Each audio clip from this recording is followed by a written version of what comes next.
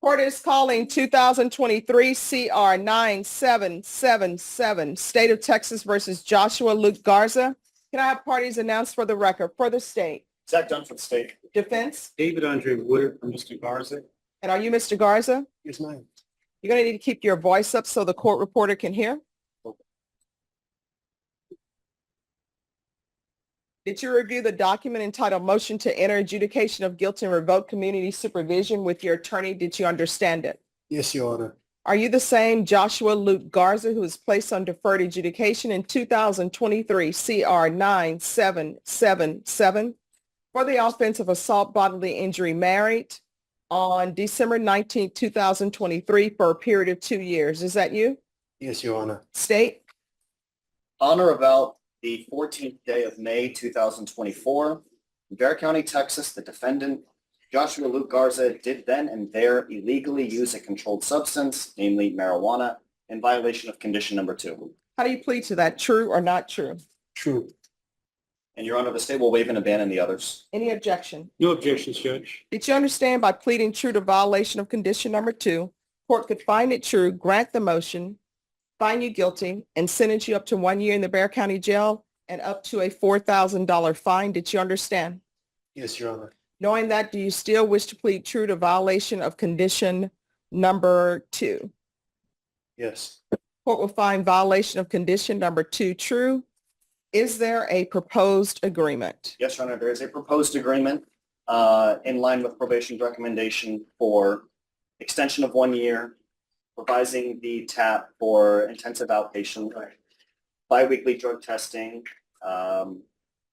for 90 days, find and verify employment within 60 days, and verify being active with BIT within 30 days of release, Your Honor. All right. So extending for a year, that's not going to happen. This is a misdemeanor case. He will have been on probation for 2 years. So that's legally not going to happen.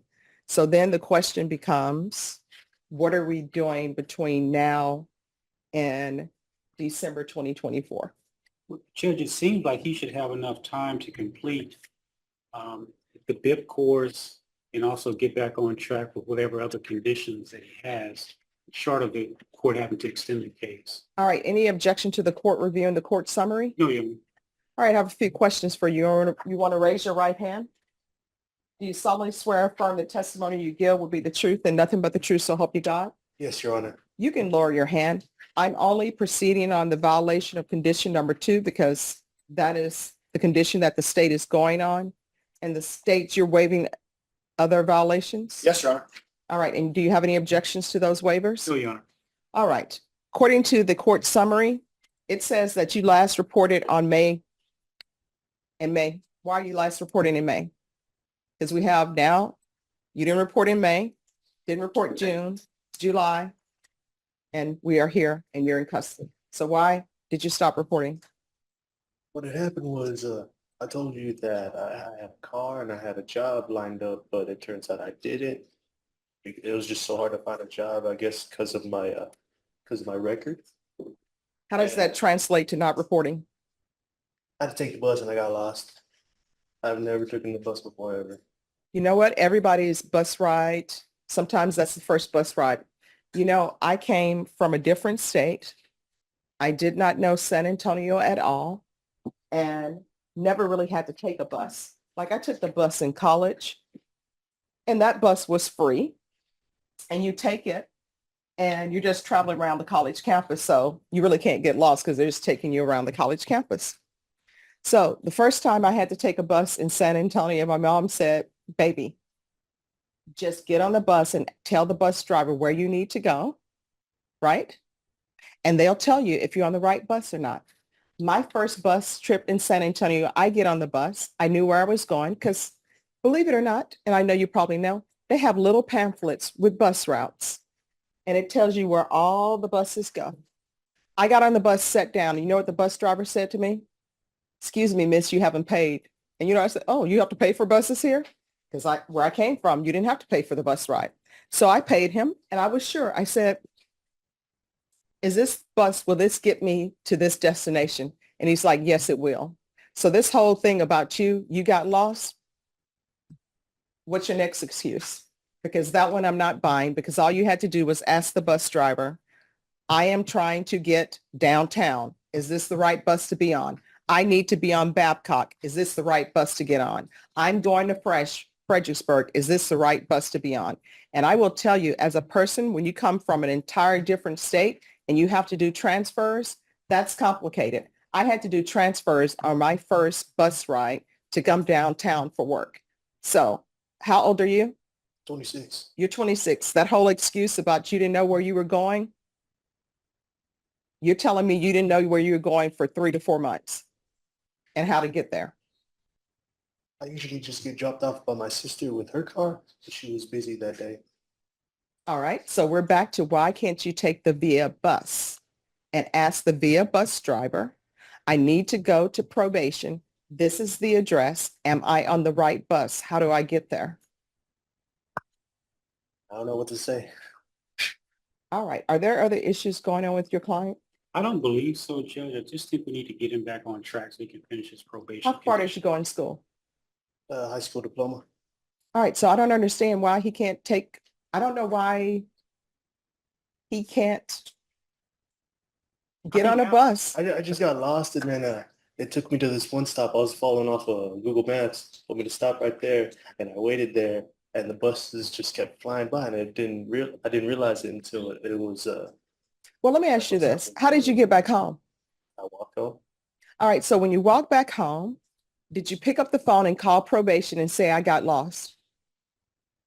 No, I told them, could I reschedule because I was already late. But then again, Well, how are you working when you don't know what bus routes to take? I wasn't working until a couple weeks before I had gotten arrested. Your story is falling apart before my eyes. I don't know if you want to be on probation. I'm going to give you a choice. If I continue on probation, it's going to be rigid. You're probably not going to be able to successfully complete it with the conditions I'm going to give you. Or if you want, I can give you 90 days in jail. You're done. I'll be out, Your Honor. All right.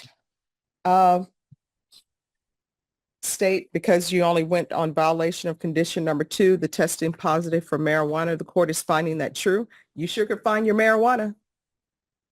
Yeah, I was down the street at a gas station. Yeah. So you can see, here's the thing. What's important to you, you treat it like it's important. It's important for you to get your marijuana. You can find the wherewithal to get out of your bed and go walk and get some marijuana, but you can't find the wherewithal to go to probation.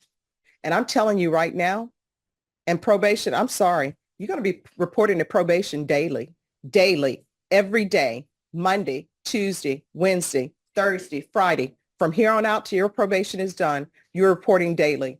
Do you understand? Now you can do that, or you can do the 90 days at the Bexar County Jail. Which do you prefer? If I do the 90 days, do I get No, back time? we're not playing these games. 90 days, or either you're reporting to probation daily. Those are your choices. You have no other choices. Probation daily.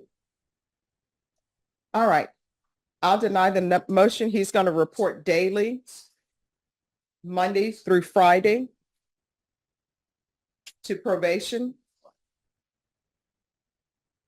until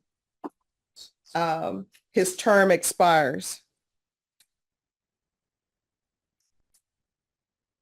He's going to have full-time employment within 7 days. And for the court, that means 40 hours a week. If you don't have full-time employment within 7 days of your release, a motion to revoke is going to be filed. I guess, Judge, how can he do both? How can he report every day to probation and also hold a full-time job? Oh, because probation is in the morning. He can get a nighttime job. They have, usually jobs have 3 shifts, morning, afternoon, graveyard. He can do graveyard shift. Probation, are you all open from 11 p.m. to 7 a.m.? 11 p.m., 7 p.m., 11 p.m. to 7 a.m. That's a shift you can work. What time does probation close? 5 p.m. They close at 5 p.m. So 7 p.m., you can start working at 7 p.m. So full-time employment within 7 days. And probation, when he comes in, be sure to test him. How long you been in custody? A month. 1 month? I'm going to give him 30 days as a condition of probation. So those 30 days, you no longer have them if you're revoked, because those 30 days are being used as a condition for me to continue on probation. So if you were revoked, those 30 days are not in your bank account to use as a credit for any time served. Do you understand? All right, so 30 days as a condition of probation. Probation, is there anything else? No, Judge. Oh, and I'm sorry, have them UA him when he reports. Yes, sir. All right, anything else? Oh, Your Honor. All right, good luck to you. Have a seat, sir.